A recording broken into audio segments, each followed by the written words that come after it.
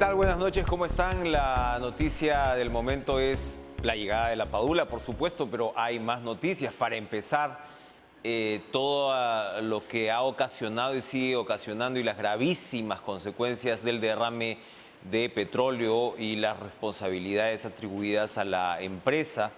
Y por supuesto, otro punto que ha llamado mucho la atención en los últimos días es la ruptura del silencio, no digamos mediático, pero sí del silencio por vía de entrevistas de prensa que ha roto el presidente Pedro Castillo, no con una, sino con tres entrevistas. Una a César Hildebrand, en, por supuesto, su medio impreso, otra a Nicolás Lúcar, que se ha emitido no tanto por radio como por televisión como tal, y ahora mismo, en muy poco tiempo, se va a emitir la tercera, que ha otorgado al periodista de CNN en español, Fernando Rincón.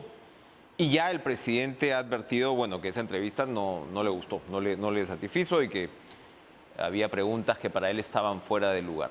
¿Cuál es el balance, un primer balance de esta ruptura, como digo, del silencio para entrevistas? Nos la ofreció Juan de la Puente en Pata Amarilla, cuando se conocía solamente la entrevista que le ofreció a César Hildebrand, pero creo que es una constante que se va repitiendo, sobre todo pues, con la larga entrevista que hemos podido conocer que el presidente le ofreció a Nicolás Lúcar. Y estamos, por supuesto, con Juan para ir analizando esta situación, como digo, en progreso todavía. Juan, buenas noches. Buenas noches, Enrique. Un gusto, gracias. Bueno, la primera, una de las impresiones que destacas nítidamente es que el presidente Castillo no presenta un plan como tal y más que liderar asume esta actitud de intento, al menos de flotación, que yo creo que se confirma con la entrevista de Lúcar y además añadiría, llama particularmente la atención la admisión en varios pasajes de la entrevista. Voy a leer una parte textual, ¿no? Que es, él dice, no ha sido preparado, él habla en tercera persona en ese caso, no ha sido preparado, no ha sido entrenado para gobernar, dice él. Y esa es una admisión muy particular, ¿no? No me voy a disfrazar, voy a seguir siendo el mismo. Es como que, por un lado, reconoce ese vacío, pero por otro lado, apela a, de repente, un juicio benévolo a partir de una supuesta transparencia, ¿no? Sí, yo quiero decir primero de que la ruptura de este silencio del presidente en relación a las entrevistas es bueno, porque los mítines, la campaña visten al presidente o los políticos, pero las entrevistas lo desvisten, lo desnudan. Y me parece que habría que rescatar eso al margen de la opinión que uno tenga de los entrevistadores y del contenido de la entrevista. Y yo creo que las dos entrevistas con César Hildebrand y con Lúcar y de los avances que ha soltado en las últimas horas CNN, daría la impresión que evidentemente lo que tenemos es frente a un político mucho más fácil de definir que en el pasado, y eso es un avance. Y tú acabas de decir que es una constante esta confesión de que no está preparado para gobernar, y yo diría que esta es una declaración política de envergadura, porque se supone que en el pacto democrático, en el pacto republicano, el ejercicio del poder implica no tanto tener títulos y trayectoria incluso, sino tener ideas centrales, y creo que esta declaración del presidente sí tiene un peso para ser analizado y puesto sobre la mesa. Pero es una declaración, digamos, que finalmente le conviene o lo complica más. Como insisto, o sea, el subrayar esa idea por parte del presidente pareciera que también busca, entre otras cosas, bueno, apartarse de lo que podríamos llamar políticos tradicionales o qué sé yo, pero es, como señalas, extraordinaria admisión, diría yo. Es muy peculiar, muy particular. Depende. Yo creo que en el corto plazo lo perjudica mucho y no sé si lo beneficiará en el mediano plazo, porque la admisión de un presidente en el sentido yo no estoy preparado para gobernar, asumí el cargo sin estar preparado y estoy aprendiendo, puede tener lectura de varios códigos. Un código, por ejemplo, es de que el presidente no está liderando, yo reitero, está flotando. Segundo, probablemente esto implique rebajar expectativas, porque ya ahora mismo la gente le pide poco al gobierno. ¿no? Y quizás en lo que más podría afectarlo es que está demostrando que el presidente, rebajando expectativas, también no tiene plan y está en la búsqueda del plan. Frente a la búsqueda del plan hay dos posibilidades, que lo encuentre o que no lo encuentre. De modo que lentamente daría la impresión como que el gobierno está suspendido en el aire y que hay como una cosa pública con tres cuerdas separadas, ya no dos. Por un lado va la economía, por otro lado va la salud y por el otro va la política. Entonces, sí me parece que en el juego del corto y mediano plazo habría que ver cuánto lo perjudica ahora y cuánto lo beneficia en el futuro. Ahora, hay otra constante, que es esta suerte de convocatoria permanente que el presidente hace. Que hace el presidente, digamos, a los actores políticos, a los actores de la oposición. De hecho, hoy el titular del diario El Peruano va por ahí, ¿no? Llama a la unidad nacional. Esa sería, digamos, una intención. Pero de ahí hay una convocatoria básicamente incluso a posibles ministeriables, ¿no? Es también curioso eso, ¿no? Es decir, abres la cancha, pero no se concreta exactamente cómo se procesaría esa convocatoria. En los fragmentos de la entrevista que hoy en extenso difundirá CNN, hay una parte donde él dice que su gobierno es de ancha base.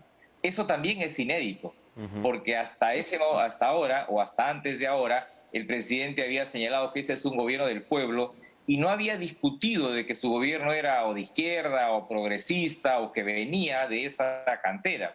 Esta declaración de que el gobierno es de ancha base, es cierto, es un término muy antiguo que se usaba hace 40 años, quizás traduciendo, está diciendo que su gobierno es o quiere ser plural. Y ahí habría que preguntar cuán ancho es el gobierno y sobre qué bases, porque podría ser que sea una base achatada. Y ahí sí hay cambios, como por ejemplo el hecho de que varios partidos que criticaban al presidente, por ejemplo el Perú Libre ha dejado de criticarlo hace semanas, tampoco lo critica formalmente Alianza para el Progreso, de modo que si hasta que al final de esta ronda de entrevistas queda claro que el presidente busca un plan, y un gobierno plural, habría que ver pues cuáles son los modelos. Por un lado, podría ser el modelo de un gobierno de izquierda y centro parlamentario, es un modelo 1, pacto partidario. El modelo 2 podría ser de un centro social con presencia de tecnócratas neoliberales, que es un gobierno, digamos, Vizcarra 2.0, como ha dicho con la entrevista de Luca, ha dado la impresión. Y la tercera opción, un gobierno mixto, más ambicioso, con partidos y sociedad civil, que yo rotularía esto como gobierno del acuerdo nacional. Entonces, esas serían las tres opciones que tendría esta especie de moderación desordenada del presidente: pacto partidario, gobierno de Vizcarra 2.0 o gobierno del acuerdo nacional. Es interesante lo que señalas porque, claro, al final la percepción es, uno pensaría, ¿no? Bueno, esto está listo para ser llenado de contenido, ¿no? Hay una interpretación que va por ese lado también. Sí, lo que demuestra, lo que contigo hace algunos meses conversábamos, que la gobernabilidad del Perú es un cuaderno en blanco que se está escribiendo todos los días. Así es. Y en ese esfuerzo de escribir se cometen errores, se acierta y a veces se perfeccionan por la sucesión de errores que nos enseñan. En cualquier otro país, probablemente que un presidente dé la impresión que está buscando un plan a 6 meses de iniciado su gobierno, es una cosa terrible. Para el estándar peruano no es así. El gobierno de Fujimori el año 90, el gobierno de Humala el año 2011 e incluso el propio gobierno de Kuczynski, a los pocos meses de instalado en el cargo, llevaron a cabo estas remodelaciones en busca de un plan nuevo, que incluso planes que no fueron explicitados en su mensaje de asunción al mando. El problema es que en esos tres casos, Fujimori, Humala y Kuczynski eran más dueños de las ideas, y ahí es donde daría la impresión que existe el déficit principal que se advierte en estas entrevistas del presidente, en que no hay un conjunto de ideas más o menos claras de cómo organizar el gobierno del Perú. Has hablado y has escrito también en los últimos días sobre la posición de la tecnocracia. En los últimos días hemos visto un comunicado al cual no se le dio mucha pelota, pero es muy llamativo, me parece 6 ministros de la producción exministros de la producción advirtiendo, ¿no?, de unos cambios, ¿no?, en todo lo que tiene que ver con CITE, con Innovate Perú, es decir, lo que podría ser un borrar de un plumazo lo que es el desarrollo de la tecnocracia. Por ejemplo, ahí, cuando hablamos de diversificación productiva, hablamos, ¿no?, se suman otros sectores como transportes y comunicaciones, energía y minas. No se ha tratado lo suficiente, ¿no?, en las entrevistas de esto, pero allí evidentemente está claro buena parte de los cuestionamientos de esa tecnocracia que dice, oye, estás desarticulando ciertos aparatos del Estado que no deberías desarticular. Eso al parecer no se toca en profundidad o no parece preocuparle mucho al presidente. Bueno, esta tecnocracia que ha tenido 25 o 30 años de vida en el Perú, ¿no?, con 2 generaciones, digamos, de tecnócratas, está a la expectativa. Yo siempre saludo a los tecnócratas que fueron antes ministros y cuando estaban en el gobierno no quisieron, no supieron, no fueron coherentes con lo que hoy reclaman. Siempre tienen ideas que son bienvenidas, sobre todo si es que lo que piden es una segunda oportunidad.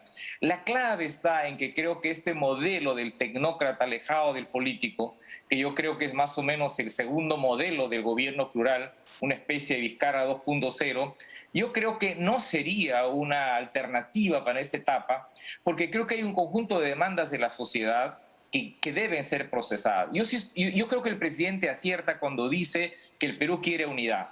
Pero creo que el Perú quiere más allá de la unidad, quiere unidad y cambio. Y ese mix entre unidad y cambio es muy interesante, porque en los últimos años hemos tenido prédicas desde el centro y desde la derecha que priorizaban la unidad, pero sacrificando el cambio. Y hemos visto que eso no ha estado funcionando y no funcionará. De modo que un gobierno plural debería hacerse cargo de las 2 cosas, del consenso que el Perú sí necesita para crecer, para reactivar, para distribuir, generar empleo, pero también necesita cambios porque se ha revelado que lo que hemos tenido en el pasado, prácticamente en la pandemia, quedó desnudado como un Estado que falta, regulación que falta, promoción que falta.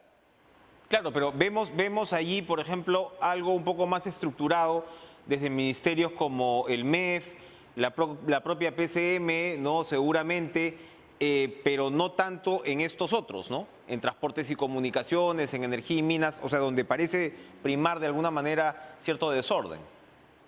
Sí, yo creo que hay digamos, 3 niveles, de 3 ritmos en el gobierno. Ministerios que están operando porque vienen con viada o porque se encuentran en el camino con cosas que deben ser hechas. Yo podría decir efectivamente economía, y está Miris y quizás mujer.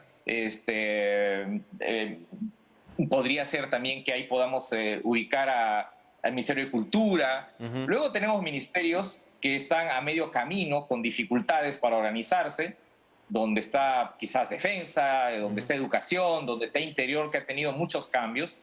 Y luego hay un grupo de ministerios que no levantan vuelo después de 6 meses. Probablemente el caso más caracterizado es transportes y comunicaciones.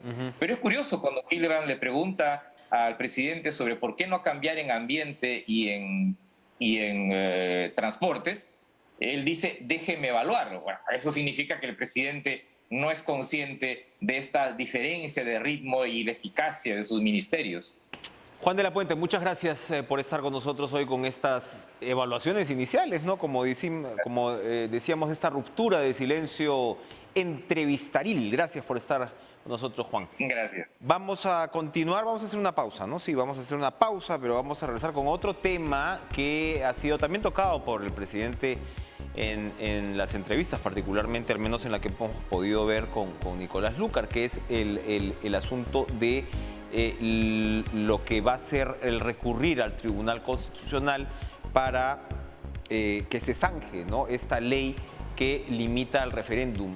Sin embargo, hay especialistas que señalan que no, que esta ley en realidad, por más que sea redundante, termina siendo constitucional, porque está confirmando tanto lo que dice la propia Carta Magna como la Ley de Participación Ciudadana, y que incluso está reforzado por un reciente pleno del Jurado Nacional de Elecciones. ¿Qué significa?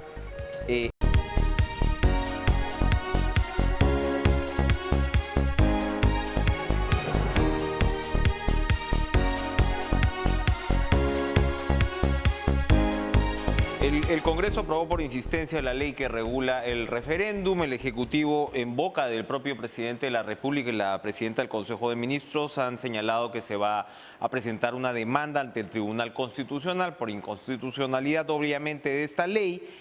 Sin embargo, la ministra Mirta Vázquez, la primera ministra, ha dicho que el gobierno no planteará una cuestión de confianza, que van a recurrir al TC, y el presidente, en estas entrevistas que ha ofrecido en estos días, ha dicho que confía en que el TC vaya a zanjar esto. Desde el otro lado, hay especialistas que señalan y dicen, oigan, esta ley en realidad lo que es redundante, porque la Constitución ya establece estos límites y la Constitución lo deja claro en el artículo 206, y la Ley de Participación Ciudadana, que es la 26300, en su artículo 39, inciso A, también reitera que este cambio de Constitución tiene que pasar forzosamente por el propio Congreso.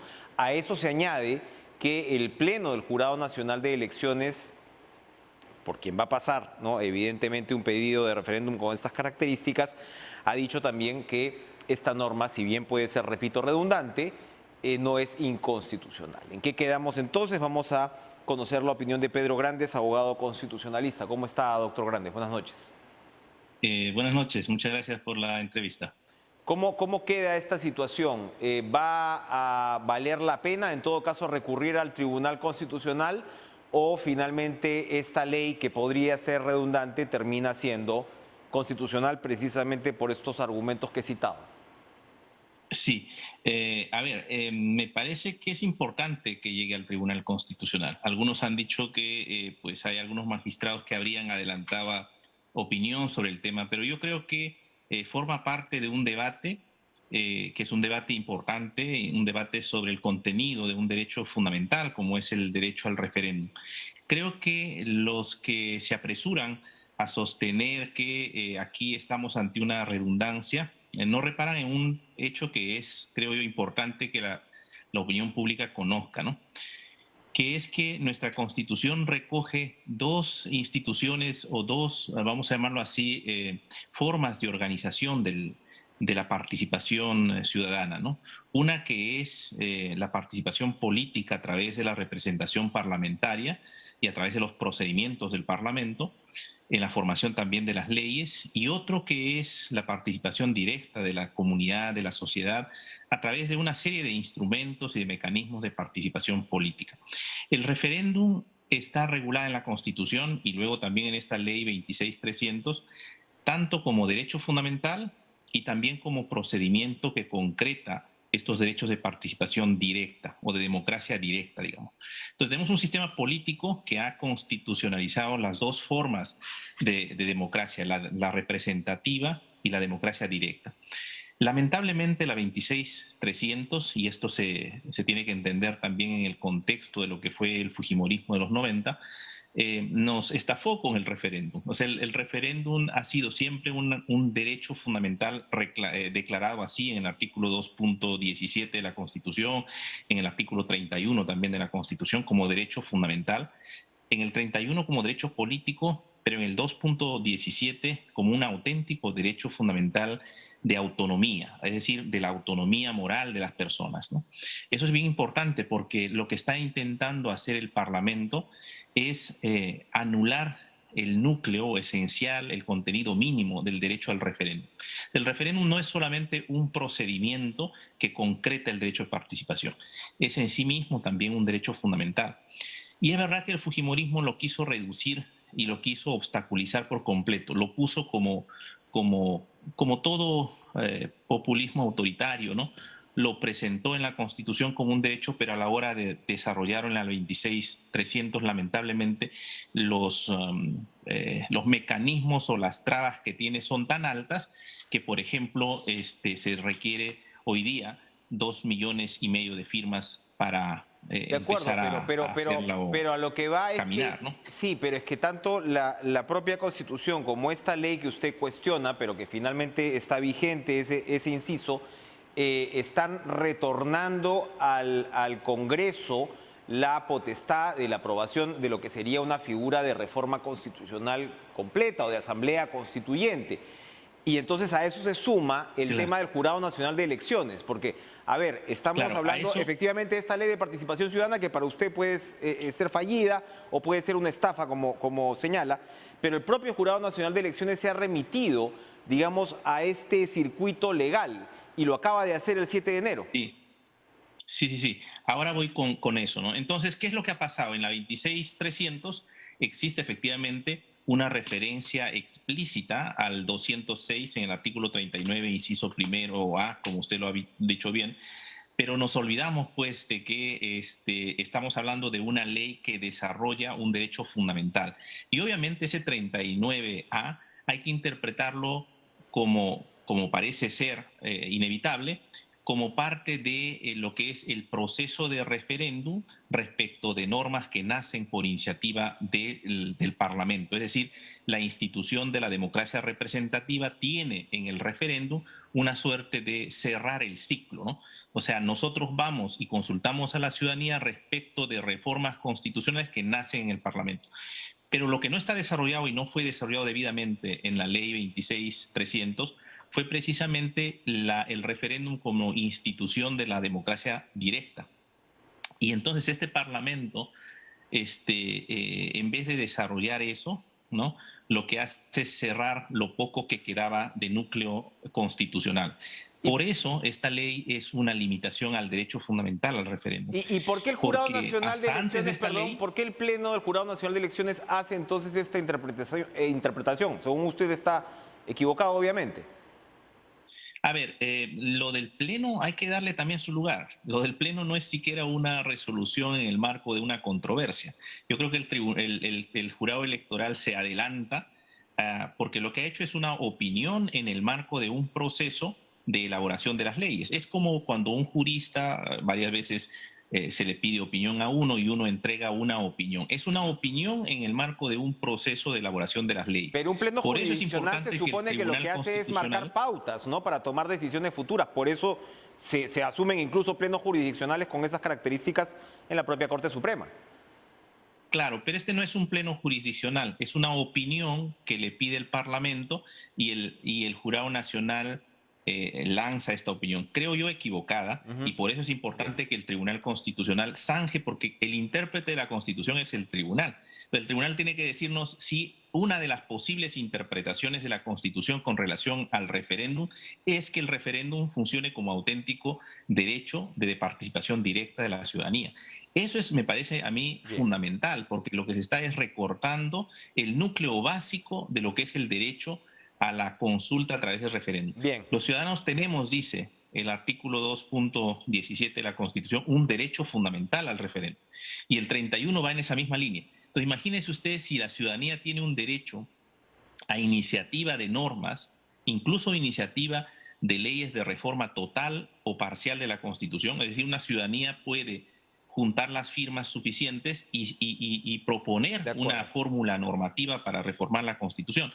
Pero si el referéndum va a estar sometido a lo que dice el Parlamento, entonces no hay democracia directa. Pues. Bien. O sea, la democracia directa sometida a la democracia representativa del Parlamento sería un engaño monumental, ¿no? Bien.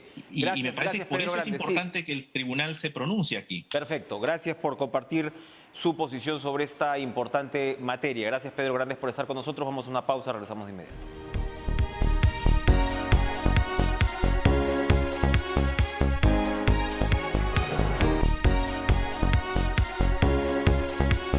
Gracias por acompañarnos comenzando la semana informativa en Cara a Cara. Nos reencontramos mañana. Sigan en la programación de TV Perú. Sigan con Lucho Trizano todas las novedades deportivas con En Pared. Buenas noches.